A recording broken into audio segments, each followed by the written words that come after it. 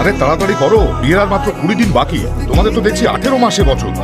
নিকি sorry, মানে তোমার সঙ্গে ওইভাবে কথা বলাটা উচিত হয়নি। আমি কথা দিচ্ছি আর কোনো অসভ্যতা করবো না, নো ফ্লার্টিং, কোনো বাজে কথা বলবো না।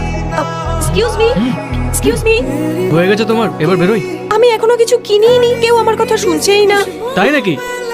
Excuse me miss. Thank you. Sir, এই ম্যাডাম কে? দূর সম্পর্কের আত্মীয়। এত ইজিলি ফ্লার্ট করো কি করে? খুবই সহজ, প্রথমে একটু মিথ্যে বলতে হয়, ওদের একটু মিথ্যে প্রশংসা করতে হয়, মেয়েরা বলে যায়। কিন্তু একরকম হয় না, ছেলেদের ব্যাপারে সব মেয়েরই ভাবনা চিন্তা আলাদা আলাদা হয়। এবার তো তোমাকে পরের থিওরিটাও বলতেই হবে। এত কি ভাবছো তুমি? আমি ভাবছি যে আমি তো শ্রী রামচন্দ্রের মতো একজন ছেলেকে খুঁজছি। আমি কি এরকম ছেলে পাবো বলো না? আরে হয়তো পেয়ে যেতেও পারো, এটা আমি কি করে বলবো? তাহলে তুমি আমাকে আইনস্টাইনের থিওরির বদলে ডোবারম্যানের থিওরি কেন শোনালে? এবার তো আমার চিন্তা হচ্ছে যে আমি আদৌ মনের মতো ছেলে পাবো কিনা।